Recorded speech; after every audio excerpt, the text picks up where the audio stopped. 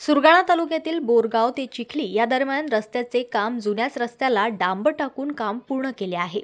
यामध्ये हे काम अतिशय निकृष्ट दर्जाचे असून फक्त डांबर टाकून पूर्ण रस्त्यावरील खड्डे तसेच असून हे काम नवीन दाखविण्याचा प्रयत्न ठेकेदाराचा आहे। सुरगाणा तालुका हा आकांक्षित तालुका म्हणून शासनाने घोषित केल्यामुळे तालुक्यातील विकास कामांना सुद्धा ग्रहण लागलेले आहे।